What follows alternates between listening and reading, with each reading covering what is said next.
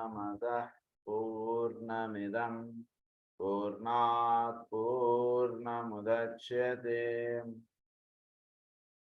पूर्णस्य पूर्णमादाय पूर्णमेवावशिष्यते। ॐ शान्ति शान्ति शान्तिः। असतो मा सद्गमय तमसो मा ज्योतिर्गमय मृत्योर्मा अमृतंगमय। ॐ शान्ति शान्ति शान्तिः।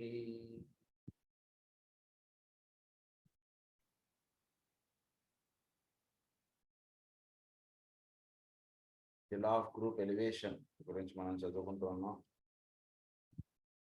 అందులో మనం నేను చదువుకున్నటువంటి పాయింట్ ఏమిటంటే, వాళ్ళకి భౌతికమైనటువంటి లోకాల్లో ఆశ్రమాలు అనేటువంటి ప్రధానంగా ఏమి ఉండవు. ఎందుకంటే వీళ్ళ వర్క్ అంతా కూడా ఈగోయిక్ లెవెల్లో సాగేటువంటిది. సో ఆన్లైన్లో జరిగేటువంటి కార్యక్రమానికి ఒక ఆఫీస్ ఎందుకండి అన్నట్టుగా ఉంటుంది. సో ఆ విషయం మనం దాన్ని చదువుకున్నాం.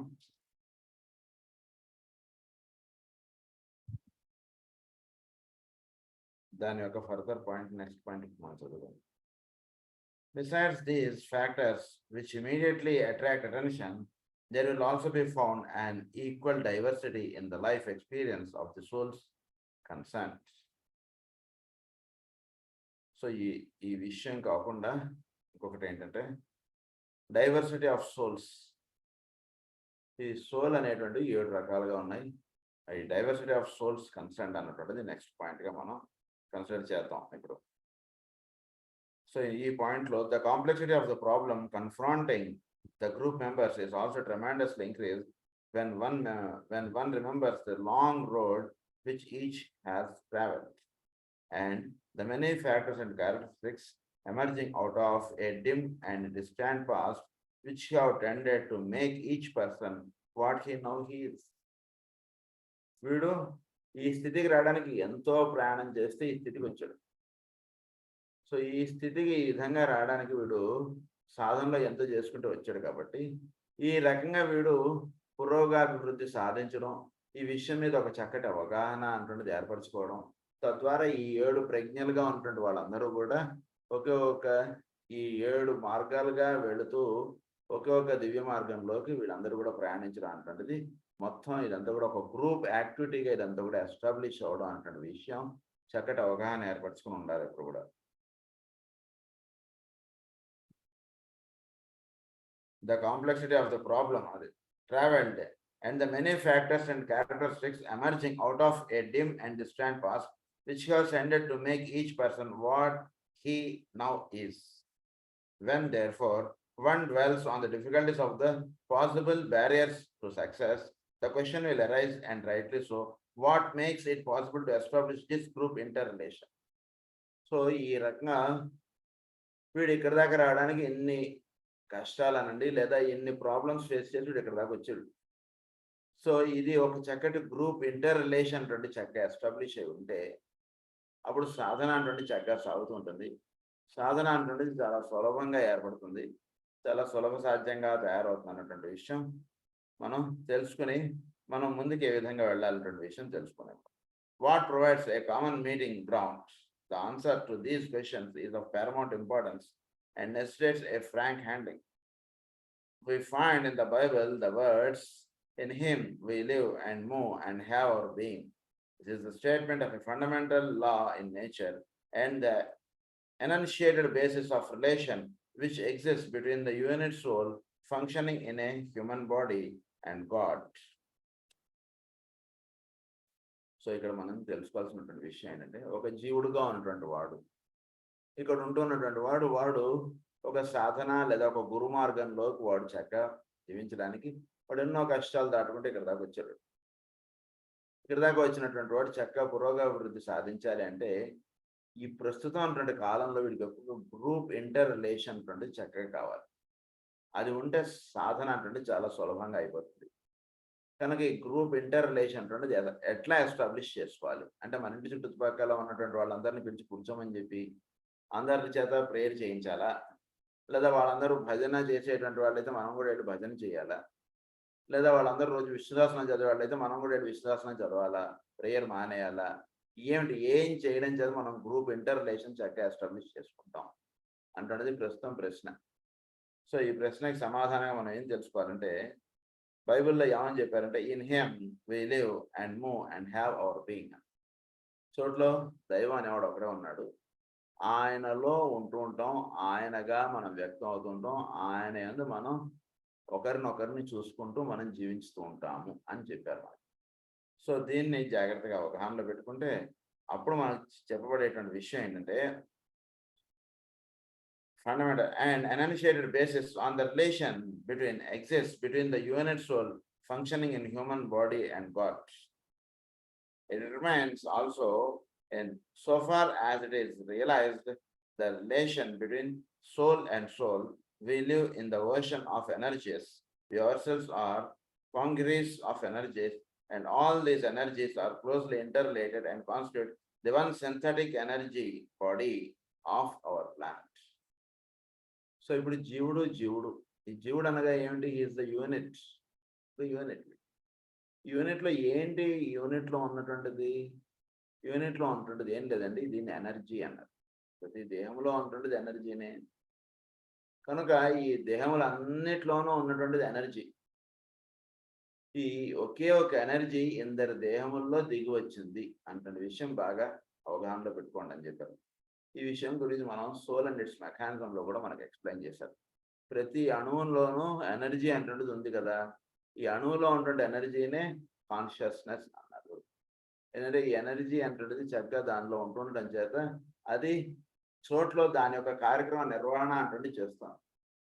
కనుక దాంట్లో ఎనర్జీ అంటున్నది లేకపోతే ఆ కార్యక్రమ నిర్వహణ అంటే ఒక ఆటం ఇంకో ఆటం తోటి కొలైడ్ అవ్వడం కానీ, బాండ్ ఫామ్ అవ్వడం కానీ, ఏదైనా ఒకటి జరుగుతుంది అంటే అందులో ఎనర్జీ అంటున్నది ఉంది కదండి.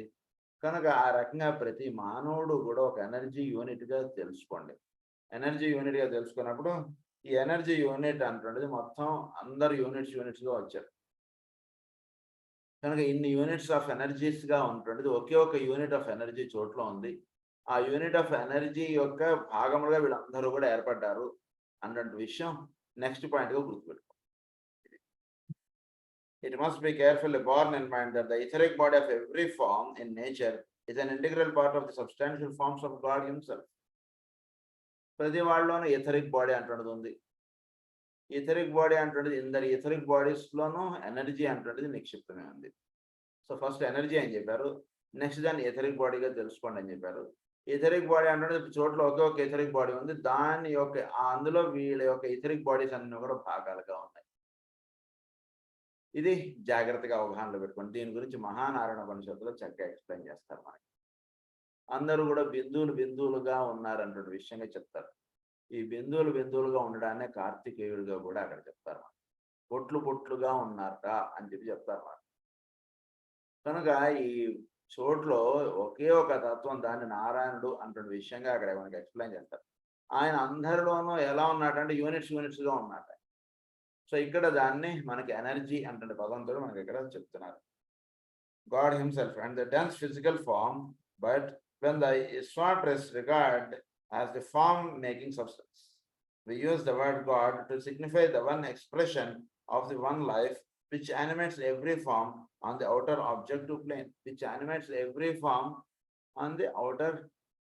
objective plane. So subjective level లో etheric body అంటున్నది ఏదైతే ఉందో ఇది అది ఒకే ఒక దాంట్లో నుంచి ఇవన్నీ కూడా దిగి వస్తుంది అందరికి కూడా ఈథరిక్ బాడీ. కనుక దాన్ని గాడ్ అనేటువంటి పేరుగా చెప్పారు. కానీ గాడ్ అంటే ఇంకోటేదో ఇంకోటేదో ఉందని అనుకోకండి. గాడ్ అనేటువంటిది ఏమిటంటే ఇందరిలోనూ ఉన్నటువంటి ఒకే ఒక తత్వాన్ని గాడ్, దైవము. ఇంత నుంచి ఇంక వేరే దైవం అంటే ఇంక వేరేది ఏం లేదు. సో దాన్ని ఏమని చెప్తున్నారంటే we see the word God to signify the one expression of the one life which animates every form on the outer objective plane. ఈ అవుటర్ ఆబ్జెక్టివ్ ప్లేన్ లో ప్రతిదీ కూడా మేనిఫెస్ట్ అవడానికి ఈ ఎనర్జీ అంటే మూలంగా ఉంటుంది. అందరిలో ఉన్నటువంటి ఎనర్జీ దీన్ని ఏమన్నారంటే గాడ్ అన్నారు. The etheric or energy body, therefore, of every human being is an integral part of the etheric body of the planet itself and consequently of the solar system.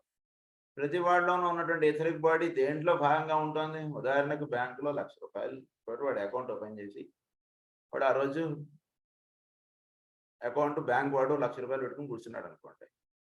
వాడు వచ్చినటువంటి వాళ్ళందరూ కూడా డబ్బులు తీసుకోవడం ఇవ్వడం ఇదంతా జరుగుతుంది.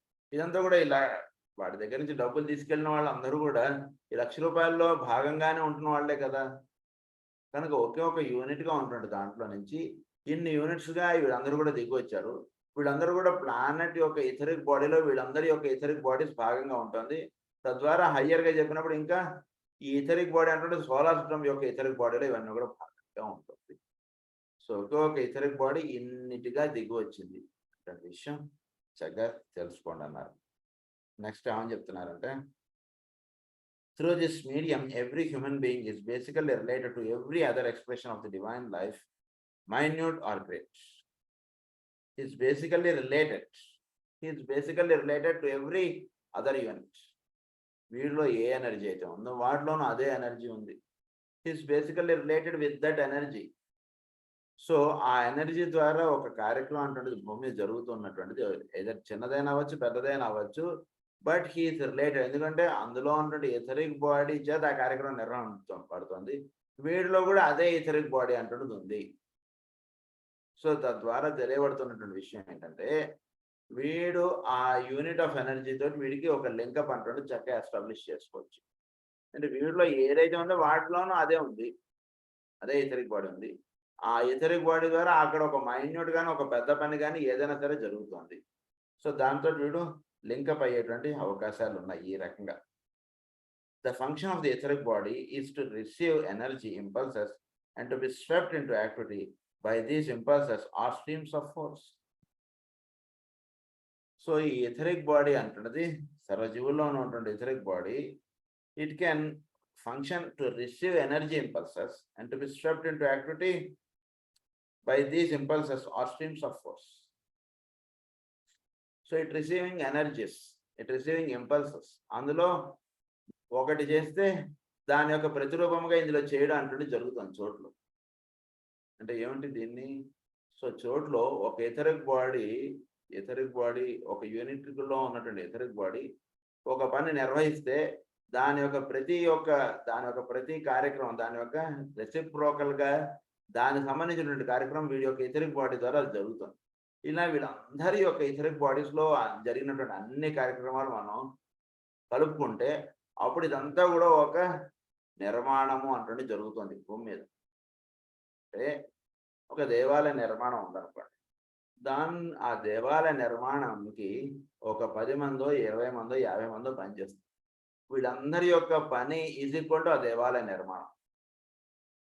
సో ఉదాహరణకు వీడేదో ఇటుకలు అందించాడు, వాడేదో ఇటుకలు మోసాడు, వాడేదో ఇటుకలు పెట్టాడు, వాడేదో ఇటుకలు పెట్టి సిమెంట్ వేసాడు. ఆ సిమెంట్ ఇటుకలు పెట్టినటువంటి వాడికి మర్నాడు వచ్చి ఇంకొకటి ప్లాస్టింగ్ చేశాడు, ఇంకో రోజు రంగు వేసాడు. సో ఇందరి వర్క్స్ అన్ని లింకప్ చేసుకుంటే జరుగుతున్నటువంటిది ఏమిటి? ఒకే ఒక దేవాలయ నిర్మాణం. సో ఈ విషయాన్ని చక్కగా అవగాహన పెట్టుకుంటే సృష్టిలో జరుగుతున్నటువంటి ఒకే ఒక దివ్య కార్యక్రమంలో ప్రతివాడు కూడా వాడి యూనిట్ ఆఫ్ వర్క్ వాడు నిర్వహిస్తున్నాడు అటువంటి విషయం మనం చక్కగా అవగాహనలో పెట్టుకోవచ్చు. ఆ streams of force emanating from some integral source or other. So వీడి యొక్క ఇంపల్స్ ఈ రకంగా వీడు చేయడానికి ఇంపల్స్ అంటుంది సోర్స్ ఇంకొక చోటు నుంచి వస్తుంది. వాడు ఇటుకలు ఇక్కడ తెచ్చిచ్చాడు కాబట్టి వీడు ఇటుకలు పెట్టి బిల్డింగ్ కట్టాడు, ఇటుకలు పెట్టి వీడు బిల్డింగ్ కట్టాడు, వాడు ప్లాస్టింగ్ వేసాడు, వాడు ప్లాస్టింగ్ వేసాడు కాబట్టి వీడికి నెక్స్ట్ వాడు రంగు పూసాడు.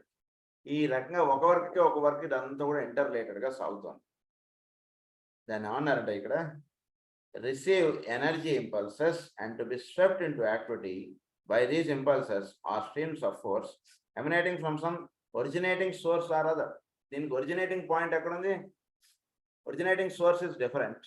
అక్కడి నుంచి ఒరిజినేట్ అయింది, దాని యొక్క కార్యక్రమంగా భాగాలుగా వీడు ఒక్కొక్కటి ఇలా చేసుకుంటూ వెళ్తున్నారు వీడు అందరూ కూడా. The etheric body is in reality not but energy. It is composed of myriads of threads of force or any streams of energy held in relation to the emotional and mental bodies and to the soul by the coordinating effect. This is energy, etheric body is energy. It is related to the astral and mental levels and is also related to the soul level. So ఈ connectivity అంటే వాటి నుంచి establish చేసుకుని ఆ energy physical బాడీకి అంటే dense physical బాడీకి లింకప్గా పనిచేస్తుంది. So held in relation to the emotional and mental bodies. వీడి యొక్క ఎమోషనల్ అండ్ మెంటల్ బాడీస్కి రిలేషన్గా వాటి నుంచి ఎక్స్ప్రెస్ అవుతుంది ఆ ఎనర్జీ అండ్ వాడి యొక్క సోల్కి. సో ప్రతి వాళ్ళు ఉన్నటువంటి ఎనర్జీని ఒకడు ఆ ఎనర్జీని కన్స్ట్రక్టివ్గా వాడుతున్నాడు, ఒకడు ఆ ఎనర్జీని ఒక కార్పెంటర్ వర్క్గా వాడుతున్నాడు, ఒకడు ఆ ఎనర్జీని ఇంటీరియర్ డిజైన్గా చేస్తున్నాడు, ఒకడు ఆ ఎనర్జీని ఇంకొకటి ఇలా ఒక్కొక్కళ్ళు ఒక్కొక్క రకంగా దాన్ని ఎక్స్ప్రెస్ చేస్తారు. ఈ రకంగా ఎక్స్ప్రెస్ అవ్వడానికి కారణం ఏమిటి అంటే వాళ్ళలో ఉన్నటువంటి emotional or astral body, mental body and having also relation with the soul. వీటి యొక్క ఈ లింకప్ చేత వాళ్ళల్లో ఉన్నటువంటి ఎనర్జీ ఒక్కొక్క కార్యక్రమాన్ని నిర్వహింపజేస్తోంది అని చెప్తున్నారు.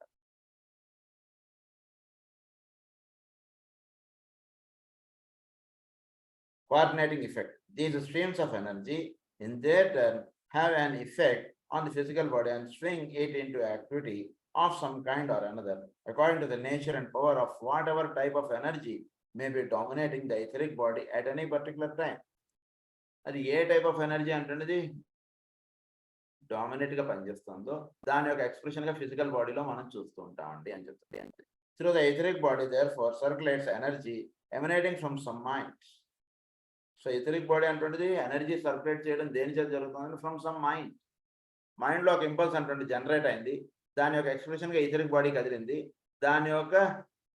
దాన్ని మనం భౌతికంగా మనం చూస్తున్నటువంటి మనిషి కదలడం, చేయి కదపడం ఇవన్నీ కూడా జరుగుతుంది. ఇది విషయం. With humanity in the mass response is made unconsciously to the rulings of the universal mind. With humanity in the mass response is made unconsciously to the rulings of the universal mind. Unconsciously to the unit of the universal mind. So వీడు ఏదైతే వీడు మైండ్లో ఒక ఆలోచన వచ్చి చేస్తున్నాడు అనుకుంటున్నాడో నిజానికి ఈ ఆలోచన వాడిలో వచ్చినటువంటిది కాదండి. మనం ఏదో ఒకటి అనుకుంటుంటాం, మనం అనుకుని మనం చేస్తున్నాం, అది నిజం కాదు. ఎందుకంటే ఫ్యాన్ స్విచ్ అంటే అనుకుంది అనుకోండి, స్విచ్ నేను వేసాను కాబట్టి నేను ఆన్ అయ్యాను కాబట్టి ఫ్యాన్ తిరుగుతుందని అనుకుంటే ఎంత హాస్యాస్పదమో. మనం కూడా ఒక థాట్ అంటుండేది వచ్చింది కాబట్టి మనం ఒక పని చేస్తున్నాం అంటుండేది అంతే హాస్యాస్పదం. ఫ్యాన్ స్విచ్ వేసేవాడు ఒకడు ఉన్నాడు, వాడు స్విచ్ అంటుండేది వేసాడు కాబట్టి ఫ్యాన్ తిరుగుతోంది. అలాగే మనలో ఈ థాట్ అనేటువంటిది రావడానికి పైన యూనివర్సల్ మైండ్ అంటుండేది ఒకటి పనిచేస్తుంది. ఆ యూనివర్సల్ మైండ్లో మన మైండ్ భాగంగా ఉంది. ఆ యూనివర్సల్ మైండ్ నుంచి ఒక ఇంపల్స్ అంటుండేది జనరేట్ అది కింద దిగి వచ్చినప్పుడు ఆ ఇంపల్స్ తీసుకున్నటువంటి మైండ్ ఆ విధంగా ఎథరిక్ బాడీని కదుపుతోంది. ఎథరిక్ బాడీ కదిపినటువంటి విధంలో మన దేహం కదలడం, పనిచేయడం అంటే చేస్తుంది. ఇది సంగతి. To the rulings of the universal mind this is complicated in our time and age by growing responsiveness to the mass idea called sometimes public opinion of the rapidly evolving human mentality. దీన్ని ఏమన్నారంటే public opinion. Universal mind అంటుండేది ఒకటి, అక్కడి నుంచి impulse అంటుండే generate చేసి అది కింద దింపుతుంది. అది దింపినటువంటి దానికి పబ్లిక్ లేదా జీవులు దానికి సంబంధించినటువంటి కోరికగా వీళ్ళందరూ కూడా వ్యక్తం అవుతూ ఉంటారు. ఉదాహరణకి ఇప్పటిదాకా ఒక వస్తువు లేదు, ఈ వస్తువు అంటే చాలా హాయిగా ఉంటుందండి అంటుంటే ఆలోచన జీవులందరికీ ఏర్పడింది. ఈ ఆలోచన మరి ఒక 10 ఏళ్ల క్రితం ఎందుకు లేదండి అంటే అక్కడ యూనివర్సల్ మైండ్లో దానికి కావాల్సినటువంటి ఇంపల్స్ కిందకి దిగి రాలేదు, అందుగురించి అప్పుడు లేదు.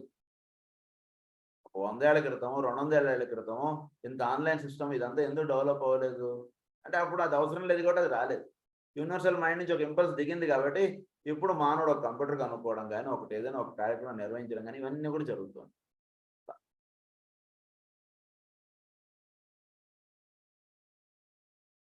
Within the human family are also found those who respond to that inner group of thinkers. So ఇలాగే హ్యూమన్ ఫ్యామిలీలో కొందరు ఇన్నర్ గ్రూప్ ఆఫ్ థింకర్స్కి రెస్పాండ్ అయ్యేటువంటి వాళ్ళు కొందరు. సో డైరెక్ట్గా అక్కడి నుంచి వస్తున్నటువంటి విషయాన్ని వీళ్ళు చక్కగా దానికి తగ్గట్టు వీళ్ళు రెస్పాండ్ అయ్యి చక్కగా వీళ్ళు వ్యవహరించడం అనేటువంటి చేసేవాళ్ళు కొందరు. Who working in mental matter control from the subject end of life, the emergence of the great plan and the manifestation of divine purpose. Manifestation of divine పర్పస్కి చక్కగా ఇన్నర్ థింకర్స్ అన్నటువంటి వాళ్ళు కొందరు దానికి ఆ కార్యక్రమ నిర్వహణకు కావాల్సినటువంటి శక్తిని ఒసగేటువంటి వాళ్ళు, లేదా వాళ్ళ యొక్క వాళ్ళలో ఉన్నటువంటి శక్తిని దానికి చక్కగా నిర్వహించుకోవడానికి వాళ్ళు తయారై కొందరు భూమి మీద ఉంటూ ఉన్నారు. This group of thinkers falls into 7 main divisions and is presided over by 3 great lives or super conscious entities. ఈ థింకర్స్ గా ఎవరైతే ఉన్నారో వీళ్ళు ప్రధానంగా 7 ఆఫీసుల్లో భాగాలుగా వీళ్ళందరూ పనిచేస్తున్నారండి. ఈ థింకర్స్ గా ఉన్నటువంటి వాళ్ళు 7 ఆఫీసులుగా వీళ్ళని 7 ఆఫీసుల్లోకి వీళ్ళని తీసుకుని 7 ఆఫీసుల్లోనూ ప్రధానంగా వాళ్ళు పనిచేయడం అటువంటి జరుగుతోంది. ఈ 7 ఆఫీసుల్లో ఉన్నటువంటి వాళ్ళు ప్రధానంగా ఇంకొక పైన 3 ఆఫీసులు ఉన్నాయి. ఆ 3 ఆఫీసుల యొక్క ఎక్స్ప్రెషన్ 7 ఆఫీసులు. ఈ 3 ఆఫీసుల్లో ప్రధానంగా ఈ భూమండలాన్ని లేదా ఈ సౌరమండలాన్ని ఒక చక్కటి విధంగా తీసుకెళ్తున్నారు. 3 ఉన్నారు వాళ్ళు. వాళ్ళు ఈ విధంగా తీసుకెళ్తున్నారు. వాళ్ళ కింద 7 బ్రాంచెస్ ఆఫీసుగా పెట్టుకున్నారు. 7 బ్రాంచెస్ ఆఫీసుల్లో ఎంతో మంది ఇన్నర్ థింకర్స్ గా కొందరు వాళ్ళందరూ కూడా పనిచేస్తున్నారు. వాళ్ళ యొక్క శిష్యులుగా ఎంతోమంది భూమి మీద వ్యవహరిస్తూ ఉన్నారు. ఈ 3 ఎవరు అంటే కనుక number 1 is Manu, number 2 is the Christ, number 3 is Mahachohan. వీళ్ళ 3 ఈ విధమైనటువంటి కార్యక్రమ నిర్వహణలో నిమగ్నంగా ఉన్నారు. These 3 work primarily through the method of influencing the minds of adepts and initiates. These latter in their turn అది చెప్పుకున్నాం మనం ఇప్పుడు. And these disciples, each in his own plane and on his own responsibility, work out their concept of the plan and seek to give expression to it as far as possible. These disciples have hitherto worked very much alone, except when karmic relationships have revealed them to each other, and telepathic intercommunication have been fundamentally confined to the hierarchy of adepts and initiates, both in and out of incarnation, and to these individual work with their disciples. So వీళ్ళు ఈ విధంగా karmic relationships అంటే అంటే ఒకళ్ళు చేసేటువంటి పనికి ఇంకొకళ్ళు చేసేటువంటి పనికి ఒక చక్కటి అనుసంధానం కలిగి ఒక చక్కటి విధానంలో వీళ్ళు 3 ప్రధానంగా పనిచేస్తున్నారు ఈ భూమండలం మీద. To each other, and telepathic intercommunication has been fundamentally confined to the hierarchy of adepts and initiates. ఈ టెలిపతిక్ ఇంటర్ కమ్యూనికేషన్ అటువంటిది ఈ ఇనిషియేట్స్ మధ్యలోనూ హైరార్కీకి వీళ్ళకి చక్కగా జరుగుతుంది. కనుక రాబోయేటువంటి కాలంలో ఎటువంటి టైప్ ఆఫ్ వర్క్ అటువంటిది నిర్వహిస్తున్నారు, దానికి కావాల్సినటువంటి ప్రోగ్రామ్ ఇప్పుడు స్టార్ట్ అవుతుంది. ఉదాహరణకు మనం ఒక నెల తర్వాత ఎప్పుడో ఉందనుకోండి ఏదైనా ఫీల్డ్లో లేదా గురు పూజలు, దానికి కావాల్సినటువంటి పనులు ఆ రోజు మొదలు పెట్టాం కదా, ఈ రోజు నుంచి మనం చేసుకుంటూ వెళ్తాం. అది ఎలాగో రాబోయేటువంటి కాలానికి ఎటువంటి ఇది అవసరమో దానికి సంబంధించినటువంటి పనులు వీళ్ళు ఈ భూమి మీద వీళ్ళు నిర్వహించుకుంటూ వెళ్తున్నారు. ఒకరికొకరికి టెలిపతిక్ ఇంటర్ కమ్యూనికేషన్స్ అంటూ ఉంటాయి. These groups, therefore, which have hitherto worked entirely subjectively, can and will be duplicated externally, and the new groups will come into being largely as an externalization experiment assets of the groups who have functioned behind the scenes, motivated from the central group, the hierarchy of masters. వీళ్ళందరూ కూడా hierarchy of masters కిను human beings కి మధ్యలో కొందరు పనిచేస్తున్నారు. So వాళ్ళు ప్రధానంగా duplicated externally వీళ్ళు ఏమన్నారంటే hitherto worked, therefore which have hitherto worked entirely subjectively, can and will be duplicated externally, and the new groups will come into being largely as an externalization experimental asset. ఇది ఒక experiment చేస్తున్నారు. ఏంటో ఈ experiment అంటే పరమ గురువులు పైనుంచి వాళ్ళు ఒకటి సంకల్పిస్తారు, దాన్ని ఈ ఇన్నర్ థింకర్స్ గా ఉన్నటువంటి వాళ్ళు తీసుకుంటున్నారు, దాన్ని ఫిజికల్ ఫామ్ ఆబ్జెక్టివ్ ఫామ్ లోను ఫిజికల్ ఫామ్ లోను ఉన్నటువంటి వాళ్ళకి లేదా భౌతికమైనటువంటి దేహములు కలిగి ఉన్నటువంటి వాళ్ళకి వాళ్ళు అవి అందిస్తుంది. ఇది ఒక ఎక్స్పెరిమెంట్ చేస్తున్నారు. ఈ రకంగా ఇది అందించడం అన్నటువంటిది అదే అన్నారు ఇక్కడ. experimental assets of the groups which have functioned behind the scenes, motivated from the central group, the hierarchy of masters. This experiment is primarily asset one of group integration and the method whereby it can be developed. The reason why those on the inner side are now experimenting with this group idea is because it is definitely a new age trend. ఇది ఒక new age trend అంటారు. ఇది ఒక experiment చేస్తున్నామండి అన్నారు. అంటే వాళ్ళు భౌతికంగా స్టేజ్ మీద కనబడకుండా స్టేజ్ వెనకాతల ఉండి వాళ్ళు స్టేజ్ మీద కూర్చుని ప్రవచనం చెప్పేటువంటి వాళ్ళ ద్వారా వాళ్ళు కార్యక్రమం నిర్వహించుతారు. మన భాషలో క్లియర్గా అర్థం చేసుకోవాలి ఇంతే. అది కానీ నిజానికి స్టేజ్ మీద కూర్చొని మాట్లాడుతున్నటువంటి వాడు ఏంటి వీడు మాట్లాడుతున్నాడు అంటే, స్టేజ్ వెనకాతలో కొందరు ఉన్నారండి, లేదా ఒకే ఒక దివ్యతత్వం ఉంది, లేదా పరమ గురువులు వాళ్ళకి ఒక ఇన్నర్ థింకర్స్గా కొందరు ఉన్నారు. వాళ్ళు అక్కడ ఉండి ఒక ఎక్స్పెరిమెంట్ చేస్తున్నారు. అంటే వాళ్ళే డైరెక్ట్గా వచ్చి ప్రవచనం చెప్పడంగా కాకుండా, లేదా వాళ్ళే డైరెక్ట్గా భూమి మీద జరిగేటువంటి కార్యక్రమం నిర్వహణలో నిమగ్నం అవ్వకుండా వాళ్ళు వెనకాతల నుండి వీళ్ళ చేత చేయించడం అనేది ఒక ఎక్స్పెరిమెంట్. అది చేస్తున్నారు. Whereby it can be developed. The reason why those on the inner side are not experimenting with this group idea is because it is definitely a new age trend. They are seeking to utilize the increasing bias of the human being towards coherence and integration. It must be remembered, వీళ్ళు towards coherence and integration వీళ్ళు పనిచేస్తారు. వీళ్ళందరూ కలిసి ఇప్పుడు వాళ్ళు ఉన్నప్పుడు అందరూ కలిసి కూర్చొని ప్రార్థన కూర్చోవడం ఇది వేరు. వాళ్ళు భౌతికంగా కనబడకుండా ఉన్నా వీళ్ళందరూ ఒక చోట కూర్చొని ప్రార్థన చేసుకోవడం, వీళ్ళందరూ కలిసి ఒక పని చేయడం అంటున్నది వీళ్ళందరికీ అలవాటు అయ్యేటువంటి విధం వీళ్ళకి తయారవడానికి వాళ్ళు వెనకాతల నుండి చేయించుతున్నారు. ఇది ఒక ఎక్స్పెరిమెంట్. అది చేస్తున్నారు. Integration. It must be remembered, however, and with constancy, that unless there is a subject to coherence, all outer forms must eventually disintegrate or never cohere at all. It is only the subjective links and the subjective work and that determines success, and these must be based on egoic relations and not on personal attachments and predilections. These help where there is at the same time a recognition of the egoic relation. Where that exists, then something can be formed which is immortal and as lasting as the soul itself.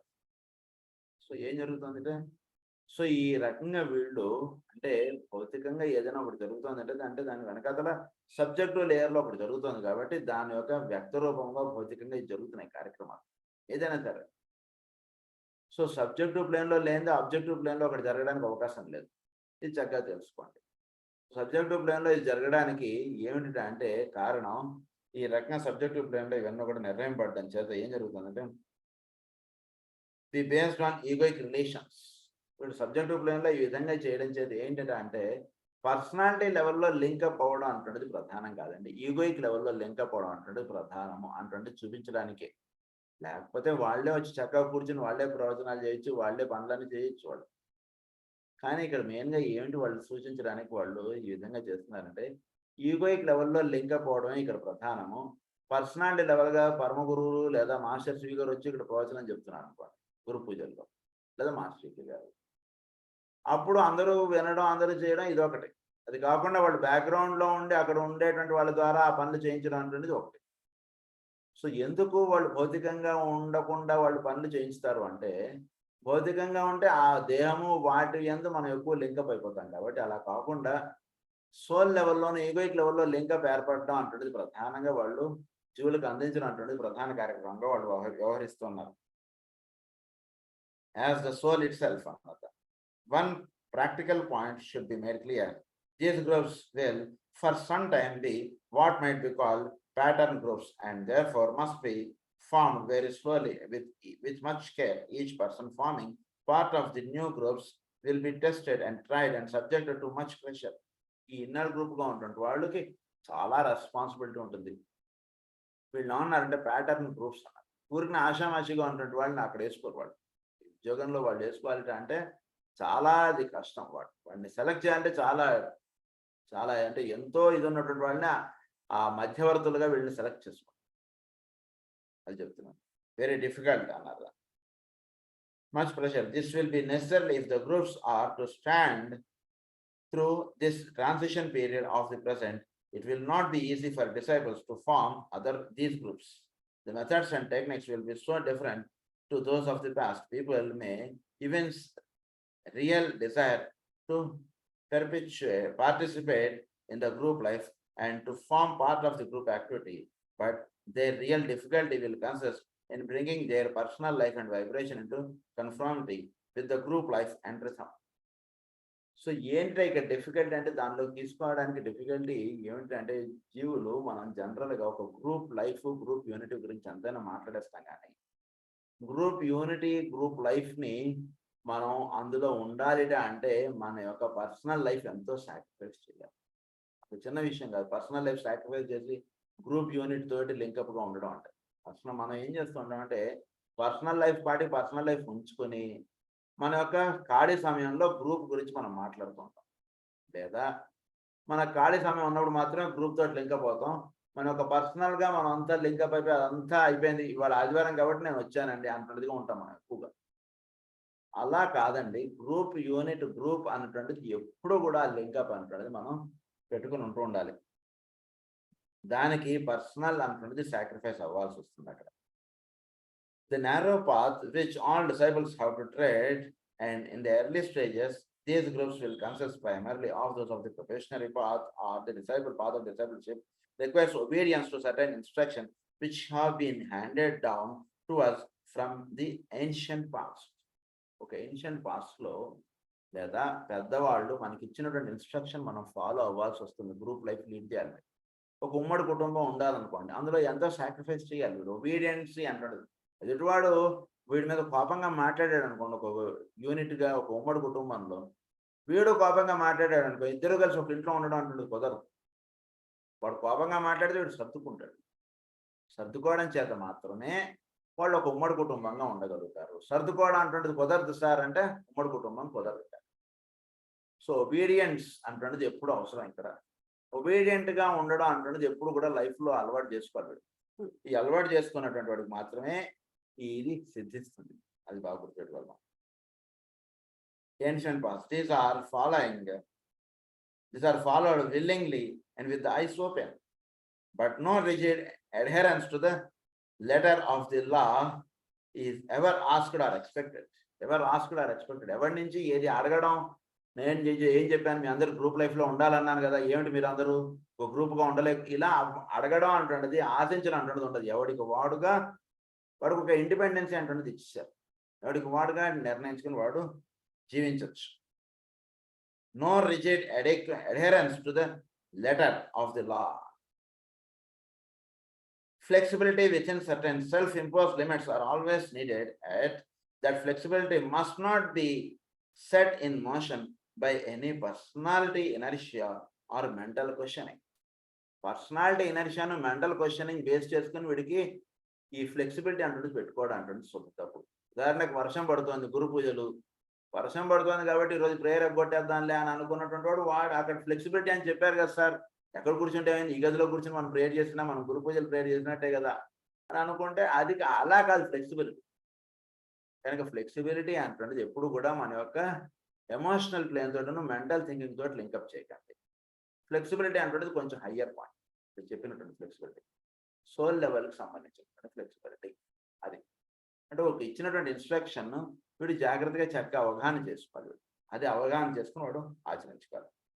This great group training experiment now being initiated on earth through a new activity of the hierarchy will demonstrate to the watching guides of the race just how far the disciples and aspirants of the world are ready to submerge their personal interest in group good, how sensitive they are as a group to instruction and guidance, how free the channels of communication are between the groups or the outer plane and the inner group, and between them also and the masses whom they are expressed eventually to reach.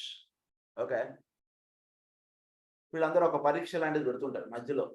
Class టీచర్లుగా ఉన్నటువంటి వీళ్ళు annual ఎగ్జామ్కి వీళ్ళు అర్హులా కాదా, మధ్యలో ఎందుకు పరీక్షలు, only annual exam ఒకటి పెడితే చాలు కదంటే కుదరదండి. వీడు యాన్యువల్ ఎగ్జామ్లో వీడు పాస్ అవ్వగలడా లేదా అన్నది ఇక్కడ నిర్ణయించేస్తారు.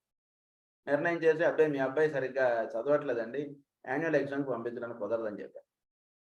ఆ రకంగా ఈ మధ్యలో ఉన్నటువంటి వీళ్ళు ఇన్నర్ థింకర్స్ గాను మధ్యలో ఉన్నటువంటి పరమ గురువులకి వీళ్ళకి మధ్యలో ఉన్నటువంటి వీళ్ళు ఏం చేస్తారంటే ప్రతి వాడిని చూస్తారు అన్నట్టు.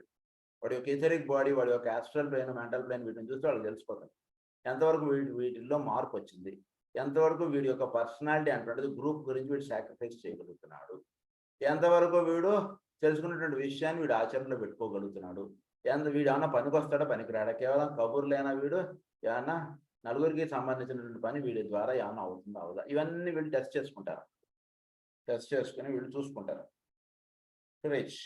A master's group of disciples on the inner side of life form an integrated organism characterized by mutual love, life, and interplay. కనుక ఈ మాస్టర్స్ గ్రూప్ ఆఫ్ డిసైపుల్స్, గురువు కింద ఉండేటువంటి వీళ్ళందరూ కూడా వీళ్ళు ప్రధానంగా ఒకళ్ళతో ఒకళ్ళకి ఏ విధమైనటువంటి లింకప్ ఉంటుందంటే లవ్, లైఫ్ అండ్ ఇంటర్ప్లే. ఒకే ఒక ప్రేమ అంటున్నది వీళ్ళందరినీ కూడా కలుపుకుంటుంది. సో ఆ రకమైనటువంటి డిసైపుల్స్గా ఉన్నటువంటి వాళ్ళు వీళ్ళందరూ కూడా the relationships in that group are entirely mental and astral, and hence the limitation to the etheric body and of the physical body, and thence physical body are not felt. వీళ్ళందరూ కూడా కేవలం పరిపూర్ణటువంటి ప్రేమ అంతే. ప్రేమ చేతను, లైఫ్ ఆస్పెక్ట్ చేతను వీళ్ళు interplay అంటే జరుగుతుంటుంది. Mutual love, life and interplay. కనుక mutual love, life and interplay ఈ పరమ గురువుల దగ్గర ఉండేటువంటి డిసైపుల్స్ వాళ్ళకి అదే ఇంటర్ప్లేగా ఉంటూ ఉంటుంది. కాబట్టి ఆ ఇంటర్ప్లే అంతా కూడా మెంటల్ అండ్ ఎమోషనల్ ప్లేనికి సంబంధించినటువంటిది. కాబట్టి ఎథరిక్ బాడీను ఫిజికల్ బాడీ తోటి పెద్ద సంబంధం అంటున్నది విచారగలదు. అంటే ఏంటంటే ఫిజికల్ బాడీలో దిగే కార్యక్రమం నిర్వహణ అంటున్నది వాళ్ళకి ప్రధానంగా అవసరం లేదు. The relationships in that group are entirely mental and astral, and hence the limitations of the etheric force body and of the physical brain and dense physical body are not felt. This leads to a greater inner facility in understanding and to a reciprocal interplay. It is wise here to remember that the astral potency is far more strongly felt than on the physical levels, and hence the emphasis laid upon emotional desires, control in all realities on discipleship and on preparation for that state. కొంచెం జాగ్రత్తగా అవగాహన చేసుకుంటే physical body కన్నా emotional బాడీలో ఏర్పడినటువంటి బీజం చాలా బలమైనది. ఫిజికల్ ప్లేన్కి వచ్చినటువంటి దానికన్నా ఎమోషనల్గా మనకి చాలా ఇష్టం అనుకోండి, ఏదైనా ఒకటి, ఒక సినిమానో లేదా ఒక దైవమో లేదా ఒక వంటకమో ఏదైనా మనకు బాగా ఇష్టం అనుకోండి, దాన్ని ఎలా అయినా సరే వీడు పొందడానికి వీడు ప్రయత్నం చేస్తాడు, ఎట్లయినా సరే. సో ఇక్కడ స్ట్రాంగ్ ఏమిటి, ఫిజికల్ బాడీ కన్నా ఎమోషనల్ బాడీ ఎక్కువ స్ట్రాంగ్. సో ఫిజికల్గా వీడి జీవితంలో ఎన్నో కష్టాలు ఉన్నాయనుకోండి, ఇన్ని కష్టాలు ఉన్నా ఎమోషనల్ బాడీలో వీడికి ఇష్టం అనేటువంటిది ఒక వస్తువు మీదో, ఒక విషయం మీదో, ఒక పరమగురువుల మార్గం మీదో వీడికి ఉందనుకోండి, ఇన్ని కష్టాలు అటెండ్ అవుతాడు, పరమగురువుల మార్గానికి కావాల్సినటువంటి సేవా కార్యక్రమాన్ని వీడి జీవితంలో పెట్టేసుకుంటాడు. అంతే, దీనికి మించిన సత్యం లేదు అన్నటువంటి విషయం వాళ్ళకి తెలుసు. అదే సో అందు గురించి అది కరెక్ట్. కాబట్టి ఫిజికల్ ప్లేన్లో దిగి పని చేయక్కర్లేదు మనం అంటే విషయం వాళ్ళు ప్రధానంగా కలిగి ఉన్నారు. Now an effort is being made to see if such a group activity and interplay can be set up on the physical plane, which will consequently include the physical body apparatus and the brain. The difficulties are therefore great. So ఇదే యాక్టివిటీని physical బాడీలోకి దింపితే ఇదే విషయాన్ని, so దీనికి ఇప్పటివరకు చెప్పినటువంటి విషయానికి physical body అవసరం లేదు. ఒక ఎమోషనల్ ప్లేన్లో, ఒక ఆస్ట్రల్ ప్లేన్లో వీడికి చక్కగా దాని యందు ఒక ఇష్టత, ఆ పని యందు లేదా విషయాల యందు ఒక చక్కటి భావం అంటూ ఏర్పాటు చేసేస్తే చాలు అన్నట్టు విషయం చెప్పారు. అదే దాన్ని ఫిజికల్ ప్లేన్లోకి దింపితే నెక్స్ట్ ఏంటి అంటే విషయం చెప్తున్నారు. The difficulties are therefore great. What has to be the technique employed in handling this more difficult situation, which is only possible because the work of the master groups have been so effective. So physical ప్లేన్లోకి దిగినప్పుడు పరమగురువుల యొక్క కార్యక్రమం ఎంత ఎఫెక్టివ్గా ఉంటే వీడి యొక్క ఫిజికల్ బాడీ దానికి మాత్రమే లింకప్ అయి పనిచేసేయడం వీడికి తయారు. కొంచెం జాగ్రత్తగా లోపలికి వెళ్ళి ఆలోచించాలి పాయింట్. సో అప్పుడు much may depend upon just how far we will react to this interplay and how much it will mean to us in our lives. Much may depend upon, ఇది ఎంతగా మన అవగాహనలో తెచ్చుకుంటే వీడి యొక్క బ్రెయిన్ వీడి యొక్క emotional బాడీకే tune up అయిపోయి ఉంటారు. సో ఎమోషనల్ బాడీలో పరమగురువులకు సంబంధించినటువంటి కార్యక్రమము లేదా వీడు తెలుసుకున్నటువంటి విషయాన్ని వీడు చక్కగా దాని యందు ఇష్టత బాగా కలిగి ఉన్నప్పుడు వీడి యొక్క బ్రెయిన్, వీడి యొక్క ఫిజికల్ బాడీ దానికి ట్యూనప్ అయిపోయి ఉన్నప్పుడు వాళ్ళు ఇచ్చినటువంటి కార్యక్రమాన్ని చక్కగా వీడు నిర్వహించుకోగలుగుతారు. This embodies a most practical occult method of work. The astral physical brain reactions should be regarded as non-existent and allowed to lapse below the threshold of the group consciousness, there to die for lack of attention. The emphasis is held steadily on mental and egoic relations. So అందువలన వీడు emphasis అంటుండే మెయిన్గా focus అంటుండేది mental and egoic లెవెల్స్లో ఎక్కువగా నిర్వహించడానికి జరుగుతుంది. ఎందుకంటే వీడి యొక్క physical brain is linked totally with the astral body. Astral body is having its own taste. So తద్వారా వీడి యొక్క ఆస్ట్రల్ బాడీలో ఉంటున్నది వీడు ఎక్కువగా చేస్తున్నాడు భూమి మీద. సో వీడు ఏం చేయాలి, ఇప్పుడు వీడిని మెంటల్ అండ్ ఈగోయిక్ బాడీతో లింకప్ చేశాడు అనుకోండి, జీవుడు దానితో లింకప్ అయి ఉన్నాడు అనుకోండి, అప్పుడు వీడు నిర్వహించుకునేటువంటిది అంతా కూడా దాని యొక్క రిఫ్లెక్షన్ అనేది ఆస్ట్రల్ ప్లేన్లో పడుతుంది. ఆస్ట్రల్ ప్లేన్లో ఏ రిఫ్లెక్షన్ అయితే పడిందో ఫిజికల్ బాడీ చేస్తుంది. ఇది జరుగుతుంది. సో దీన్ని నెక్స్ట్ లెసన్లో మనకి ఏంటంటే heading the experimental nature of the groups. ఇది ఎక్స్పెరిమెంటల్ నేచర్గా ఎలా చేద్దాం అనే విషయం గురించి ఇప్పుడు టాపిక్ రాను. I have said that these groups constitute an experiment. This experiment is fourfold in nature, and a concise statement above it may clarify conjecture. So ఇక్కడ 4 statements అంటే ప్రధానంగా ఇక్కడ చెప్తారు మనకి. అందులో ఫస్ట్ స్టేట్మెంట్ ఏంటంటే they are an experiment in founding or starting focal points in the human family through which certain energies can flow out into the entire race of men. These energies are 10 in number. So జీవుల్లో కొందరిని identify చేసుకున్నారు. వాళ్ళు identify చేసుకుని వాళ్ళ ద్వారా ఈ energies అంటే down pour అవుతుంది. డౌన్ పోర్ అయ్యి ఆ ఎనర్జీస్ అంటే 10 యూనిట్స్గా అవి మనం దర్శించడానికి వాళ్ళు చెప్తున్నారు. ఏ కన్సైజ్ అది. These energies are 10 in number. అది ఫస్ట్ పాయింట్. సెకండ్ పాయింట్ వచ్చేసి they are an experiment in integrating certain new techniques in work and its modes of communication.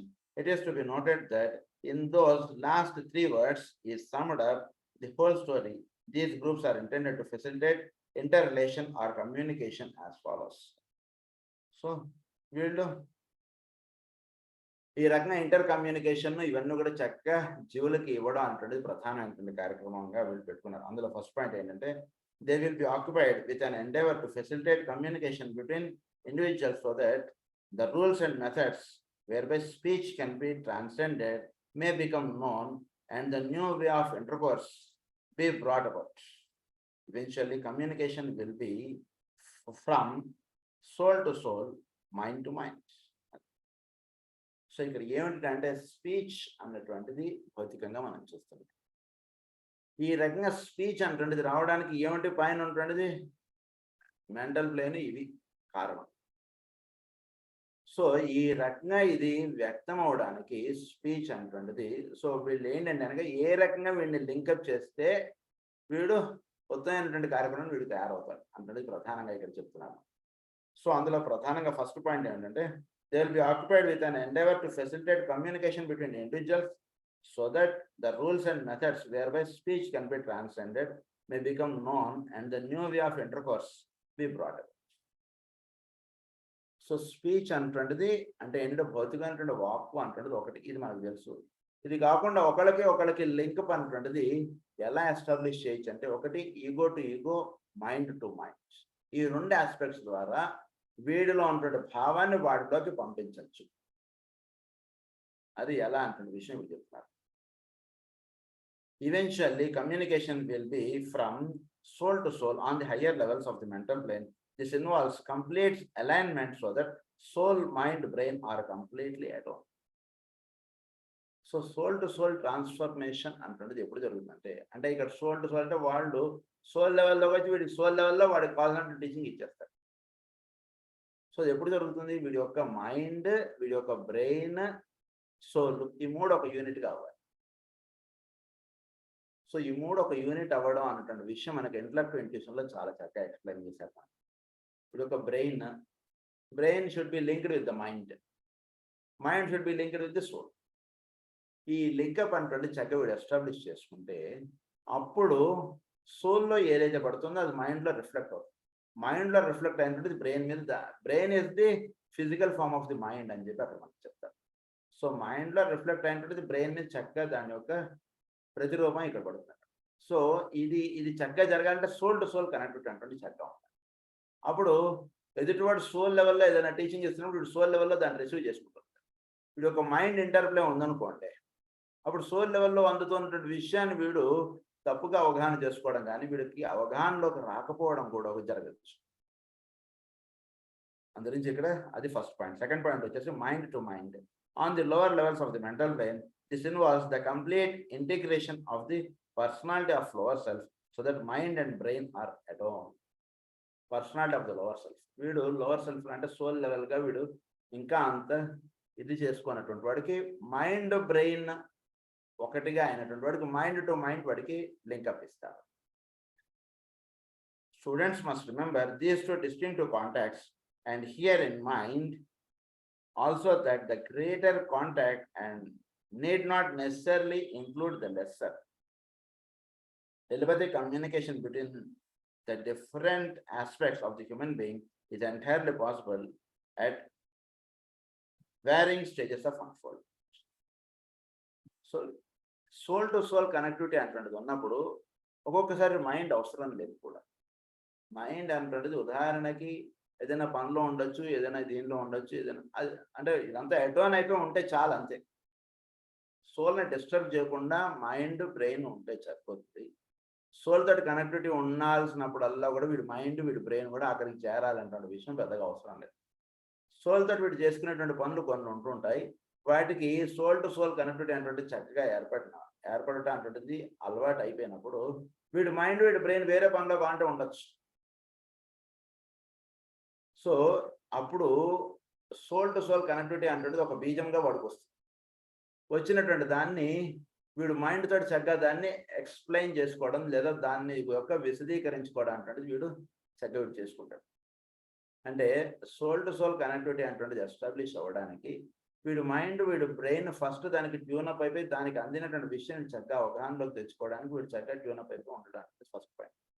Second పాయింట్లో ఏంటంటే వీడు ప్రతిసారి కూడా వీడు మైండ్ వీడు బ్రెయిన్ చక్కగా వీడు ప్రేయర్ కూర్చోవడం. ఉదాహరణకు ప్రేయర్ కూర్చోవడం అంటే వీడు కన్నులు మూసుకుని ఒక చోట కూర్చోవడం, ప్రేయర్లో చక్కగా మైండ్ బాడీ సోల్ ఇవన్నీ ట్యూనప్ అయిపోవడం. సోల్ లెవెల్లో ఉన్నప్పుడు మాస్టర్ గారు లేదా వీడికి ఒక చక్కటి సందేశం అందడం, ఇది ఒక ఎత్తు.